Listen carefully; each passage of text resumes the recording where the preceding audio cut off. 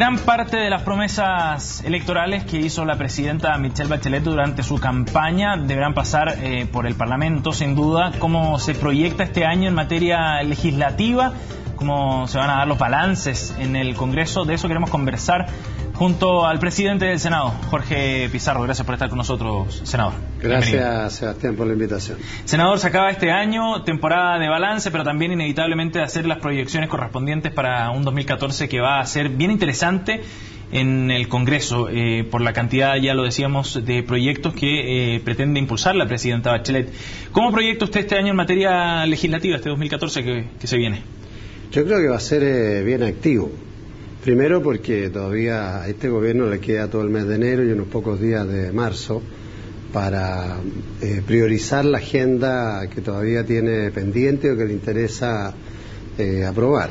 Y yo espero que este lunes podamos nuevamente coordinarnos con el ministro Larroulé, en particular con la ministra de Educación, que tiene varios proyectos que están en tabla, muchos de los cuales tienen diferencias, hay opiniones encontradas, y lo más probable, por lo tanto, es que no avance, porque sabemos que el eje programático principal de Michelle Bachelet está relacionado con el tema de la educación y reformas que ayuden a mejorar calidad. Entonces sería absurdo tratar de apurar proyectos que van en la línea contraria a lo que la presidenta le ofreció al país. ¿Cómo separar eso de una actitud obstruccionista, que es lo que acusa el oficialismo? No, mira, esa ya es una majadería que ya no resiste el menor análisis, porque el presidente tiene que entender que él puede hacer propuestas, pero el Congreso tiene derecho a estar de acuerdo o en desacuerdo. Y eso es lo que le hemos planteado directamente en el último tiempo, que no insista en proyectos sobre los cuales lisa y llanamente no hay acuerdo, porque la ciudadanía de manera muy categórica eligió a Michelle Bachelet para modificar lo que venía haciendo este gobierno, por ejemplo, en materia de educación. Pero da la impresión que se podía quedar en blanco el Congreso en estos meses, como de transición, entre que es elegida, entre el 15 de diciembre y el 11 de marzo. No, para nada, porque tenemos muchos proyectos que sí están siendo trabajados y que son perfectamente posibles de avanzar en ellos. Tenemos todos los proyectos relativos a transparencia, por ejemplo, que tiene que ver con materias de probidad, que tiene que ver con el tema del lobby, el necesario registro del lobby, sobre todo el aparato del Estado, para saber quiénes son los que de una u otra forma están ejerciendo ese rol profesional del lobby, que muchas veces cuando se hace a oscura es pecaminoso, pero cuando se hace de manera transparente es necesario, y por eso es que queremos legislar en ese tipo de materia, o para definir lo que son los conflictos de interés. Ahí tenemos una amplia gama. Hay otros proyectos donde hemos avanzado y esperamos sacarlo en las próximas semanas, que tienen que ver con todo el sistema de concesiones para la interconexión eléctrica, que ayuda mucho al desafío energético que tenemos. Así es que el tema del proyecto del veto que ha planteado el gobierno en materia de televisión digital, yo creo que derechamente se va a rechazar. Nos demoramos 4 años y medio en llegar a acuerdos con el propio gobierno, sacar un proyecto bastante equilibrado, y ahora mandan un veto en que ligeramente lo destroza. Entonces hay bastante agenda legislativa, así que no vamos a tener inconvenientes. Ahora, el 11 de marzo empieza una historia distinta. La presidenta ya ha dado claras señales de cuáles son sus prioridades. Hay algunos proyectos que están relativamente más a la mano para la nueva mayoría, para el nuevo gobierno, como es la reforma tributaria, pero hay otros proyectos donde se va a necesitar la concurrencia, ¿no?, de algunos votos de la entonces oposición, del hoy oficialismo. ¿Cómo se va a trabajar aquello, senador, y cómo van a ustedes lograr hacer valer su mayoría sin que eso equivale a logre imponer una especie de aplanadora, ¿no?, como temen algunos, sobre la entonces oposición? No, mira, es de la esencia del Parlamento la búsqueda de acuerdos y de consenso, porque eso es lo que permite además que las leyes que salgan puedan tener estabilidad en el tiempo y se puedan aplicar de manera eficiente. Mientras más acuerdo tengas tú en una materia legislativa, más fácil va a ser su implementación y más beneficio va a traer para el país. Cuando sacas una ley de matacaballo por medio voto o porque conseguiste una mayoría circunstancial, a la vuelta de 1 año, 2 años llega otro y la cambia. Entonces eso a la larga no es muy eficaz para el funcionamiento de un país. Entonces los proyectos que son prioritarios están vinculados primero al área de educación. Y es ahí donde creo yo que el desafío más grande es la propuesta que ha hecho Michelle Bachelet de terminar con la dependencia de la educación pública de los municipios. La desmunicipalización de la educación es un desafío enorme y grande. Hay institucionalidad que ya está creada, sobre la que se ha avanzado, que está empezando a operar, que va a ayudar mucho, que son las agencias de calidad o la superintendencia en el caso de la educación básica y media. Pero el tema de la desmunicipalización es un desafío grande y eso hay que abordarlo de inmediato. Requiere una estructura mayor, digamos. Por supuesto, y ojalá eso pueda ser producto de un acuerdo y no de una imposición como fue cuando se generó el cambio de la educación del Ministerio de Educación a los municipios, que se hizo en la década de los 80 en el gobierno militar sin consultarle a nadie. Después, referente al tema de educación, es evidente que nosotros debemos encarar el tema de la carrera docente y de cómo los profesores, por un lado, reciben mejores incentivos, pero a la vez están más capacitados, porque aquí el objetivo es mejorar la calidad, y para mejorar la calidad el rol que juegan los académicos y los maestros es fundamental. Tú no los puedes marginar de un proceso y por lo tanto hay varios proyectos que tienen que ver con materias propias de ellos que tendrán que ser enfrentados de esa manera. Hay áreas en tema laboral donde a mí me dio mucho gusto que aparecieran propuestas hechas por los dirigentes de los empresarios, los dirigentes de la Central Unitaria de Trabajadores, de que se puede trabajar en conjunto una propuesta de modificaciones laborales que están planteadas en el programa de gobierno, que buscan fortalecer la capacidad de negociación colectiva de los trabajadores, la posibilidad de sindicalizarlos, es decir, que hay una relación más equilibrada entre empleadores y trabajadores. Eso es beneficioso para la empresa, para la actividad económica y, lógicamente, para la calidad del empleo. Senador, ¿y se puede avanzar en los tres grandes pilares de los que habló la presidenta electa, la reforma constitucional, la reforma tributaria y la reforma a la educación? ¿Se puede avanzar en paralelo? ¿Cómo va a funcionar el timing? Requiere que se avance en paralelo, sobre todo lo educacional y lo tributario, porque van ligados de la mano. Sí, lo tributario va en relación para el financiamiento del tema educacional, para el fortalecimiento de la salud pública, para el tema del emprendimiento y fortalecimiento de la pequeña empresa, que requiere de invertir más recursos desde la capacitación laboral que se entregue a la pequeña empresa hasta sistemas de financiamiento que promuevan el desarrollo de esa pequeña empresa, ya sea en el área agrícola, en el área de servicios, en el área productiva. De manera que ya se está trabajando en lo que va a ser el ingreso del proyecto de ley que implica la reforma tributaria, y eso va a generar, por supuesto, un debate que tiene que ser abierto, transparente y con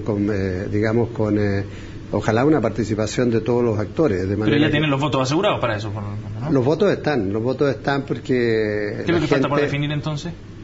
O sea, lo que hay que definir es la propuesta concreta, porque se planteó la necesidad de enviar un proyecto donde hay gradualidad en la aplicación de esa reforma, y eso ha generado durante la campaña electoral una suerte de casi de campaña del terror, de que aquí venía algo terrible. Entonces mucha gente parece que creyó el cuento del lobo, y por eso es que digo que todas estas cosas hay que hacerlas de manera seria, de manera lo más consensuada y acordada posible, porque los acuerdos siempre son buenos. Hay gente que estigmatiza esto de buscar acuerdos, porque dice, si que están llegando a acuerdos, entonces están dejando de hacer las cosas. No, estamos llegando y generando acuerdos sobre los ofrecimientos programáticos que Michelle Bachelet le hizo a los chilenos y que votaron por ellos. ¿Y qué espera usted de la entonces oposición, de la centro-derecha? ¿Qué actitud podrían tener ellos frente a este tipo de proyectos donde están en minoría, claramente? Yo creo que ellos van a colaborar, porque en la campaña también se dieron cuenta lo que eran las demandas de la comunidad organizada, y se dieron cuenta también de por qué la gente rechazó tan categóricamente la continuidad de un gobierno como el de Piñera. Entonces ellos están en una crisis interna brutal, que es de orden político, pero que tiene su origen en la forma como se gobernó durante estos años, en las prioridades que ellos plantearon y que estaban convencidos que eran los que los ciudadanos estaban pidiendo o las entendían como buenas, y se dieron cuenta que al primer resultado electoral ya las municipales tuvieron un llamado de atención muy fuerte, y cuando se hacen las elecciones políticas propiamente tales, tienen un rechazo brutal a su candidatura y en el nivel parlamentario. O sea, ¿usted espera que de esta crisis que vive la centro-derecha pueda salir algo positivo para el entendimiento con el gobierno de Michelle Bachelet, por ejemplo? Sí, a mí no me cabe dudar. Creo que las derrotas electorales sirven para, primero, evaluar y generar condiciones de nuevas propuestas. Nosotros, cuando la ciudadanía nos puso en la oposición hace 4 años atrás, porque ganó la derecha y nuestra candidatura no ganó, nosotros entendimos que había una oportunidad, que era difícil, porque vienen las recriminaciones, vienen las echadas de culpa a todo el mundo menos a uno, y vienen las tentaciones de las divisiones y los proyectos únicos y que cada cual se cree poseedor de la verdad. Nosotros hicimos un esfuerzo político grande desde la oposición de generar condiciones para una unidad de toda la oposición, y por eso apostamos a una candidatura única de la oposición, una propuesta programática y un acuerdo parlamentario. Y eso es lo que nos ha dado la posibilidad de estar hoy día con la confianza mayoritaria de los chilenos. Entonces la responsabilidad nuestra ahora es hacer bien las cosas, ser eficaces, responder a esas demandas ciudadanas y hacerla con transparencia y generando confianza, que es lo que le faltó a este gobierno. Senador, ¿y qué rol va a jugar ahí la democracia cristiana en el próximo periodo legislativo, considerando el conflicto que se ha generado dentro del partido tras las declaraciones, por ejemplo, de Gutenberg Martínez? Hay una respuesta bien dura de parte de un grupo de connotados DC, hoy que publica el diario Mercurio. Belisario Velasco acusa a Martínez de liderar el Tea Party demócrata cristiano. ¿Existe esa posibilidad de que surja una facción un poco más dura, más reacia a estos cambios? Nosotros, a ver, nosotros no tenemos ningún conflicto al interior del partido. Respecto del tema de la propuesta programática y del programa de gobierno Bachelet, nosotros lo compartimos total y absolutamente. Formamos parte de él, participamos en él, planteamos iniciativas, propuestas y creemos que es un gran programa. De manera que nuestra responsabilidad en este gobierno es, ojalá, liderar, articular, conducir la implementación de esa propuesta programática, porque ese es el compromiso que tenemos con Michelle Bachelet y con los ciudadanos. En eso no hay ninguna discusión. ¿Dónde se ha producido este debate, en mi opinión, que no conduce a nada? Y es de que algunas dirigentes dicen, pero ¿cómo van a participar los comunistas? Por supuesto que van a participar los comunistas. Es como que nos dijeran por qué iba a participar la democracia cristiana, o por qué iba a participar el Partido Socialista o el PPD. Si tenemos diferencia entre nosotros, sabemos que tenemos diferencia. Y es bueno que tengamos diferencia.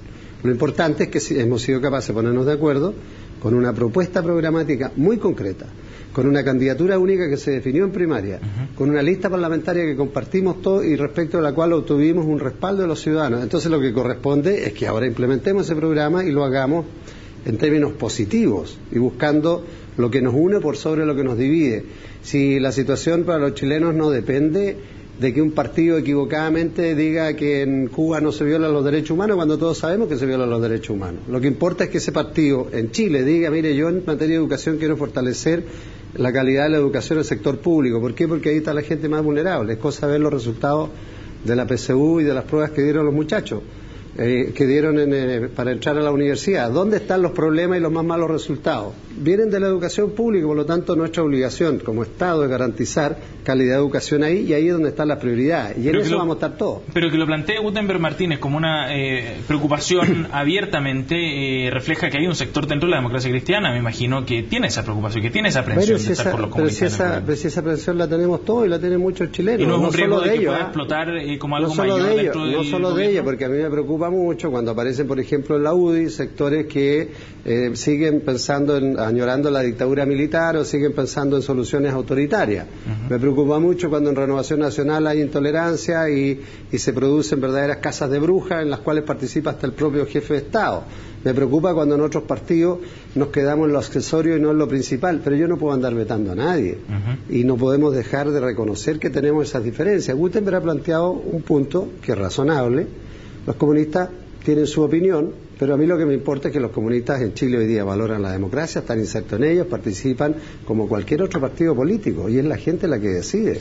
La duda que me queda es si eso no podría hacer germinar más adelante, durante el desarrollo del gobierno de Michelle Bachelet, cierta oposición interna desde la democracia cristiana. Esa es mi pregunta. No, para nada, porque ya te vuelvo a decir, el partido tiene un acuerdo de su mesa nacional, de su consejo nacional, de su junta nacional. Pero discos han aparecido muchas veces. Sí, pero son discos respecto a lo que opina otro partido.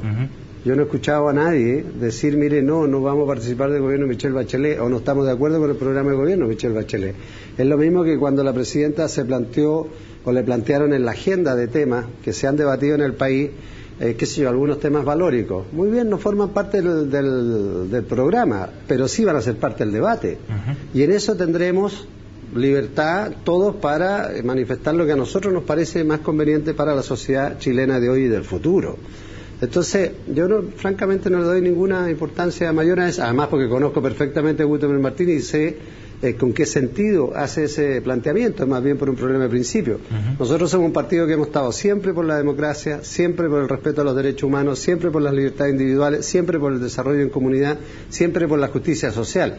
Nos gustaría que todos estuvieran en lo mismo, pero sabemos que hay distintas visiones. Y lo que hemos aprendido en política, sobre todo en los años más duros de la dictadura, después que perdimos la democracia, es que uno tiene que saber sumar y trabajar con otras fuerzas con las cuales hay diferencias para priorizar estos temas que son los esenciales. Y en eso hoy día yo me alegro que el Partido Comunista esté hoy día participando en la nueva mayoría, como están los socialistas, como está la Izquierda Ciudadana, el MAS, como estamos nosotros, y ojalá ingresen muchos otros. Senador, le voy a leer, para ir terminando ya, una frase que entrega hoy Cristian Monkeberg de Renovación Nacional. Debemos ser capaces de construir mucho más acuerdos como el de Renovación Nacional y la democracia cristiana. ¿Cómo entiende usted esa invitación o ese planteamiento que deja ahí en el aire? Como el reconocimiento que yo hacía mención recién, porque ellos estuvieron en campaña igual que nosotros, recogieron las mismas opiniones de la gente igual que nosotros. ¿Y qué es lo que decía la gente? Oiga, terminen de una vez por todas con este sistema binominal, que deslegitima el sistema democrático. ¿Y por qué? Porque le quita representatividad a la diversidad social y política que existe en el país. Entonces yo puedo ser de cualquier partido, pero eso me parece de la esencia. Y ese tipo de planteamiento son los que posibilitan que en materia de educación, mucha gente que tiene hoy día, forma parte de este gobierno, que está en la derecha o que está en Renovación o en alguno de estos movimientos que se están armando, que claramente van a estar con estas propuestas. Por eso es que yo sostengo que es de la esencia del Parlamento, de la Cámara de Diputados y del Senado, buscar acuerdos. Para eso nos eligen, para eso hay una diversidad muy grande del país en términos políticos, en términos sociales y en términos de lo que vemos a nivel de las regiones. Y la obligación nuestra es formar acuerdos que permitan leyes que se puedan desarrollar plenamente en nuestra sociedad, que es bastante diversa. Entendimientos puntuales más que posibles o eventuales alianzas a futuro de mayor envergadura. No, pero si estamos hablando de que tenemos que sacar adelante una propuesta programática. Nosotros, presidente Piñera, le aprobamos muchísimos proyectos que los cuales compartíamos. El postnatal se lo mejoramos nosotros. Venía un postnatal chiquito, de 3 meses, nosotros lo empleamos 6 meses. El tema del descuento del 7%, él mandó un proyecto con letra chica, pero se lo mejoramos. Yo participé activamente en la promoción del proyecto que generó el Ministerio del Deporte. Yo siempre he planteado que teníamos que tener un Ministerio del Deporte. Mis gobiernos anteriores no quisieron hacerlo por distintas razones. El presidente Piñera se atrevió a plantearlo y fui el primero que lo apoyé. Y si no, pregúntele al señor Ruiz Tagle. Porque cuando hay cosas que son positivas para el país, lo natural y lógico es que estemos todos de acuerdo. Senador Jorge Pizarro, gracias por haber venido a CNN Chile y que tenga felices fiestas de fin de año. Gracias por la invitación, pero todavía nos quedan varios días para el año, el próximo, con este calor, el calor que nos saque el jugo. Gracias, senador, por haber venido. A ti. Hacemos un alto, nos separamos y volvemos de inmediato, no se vaya.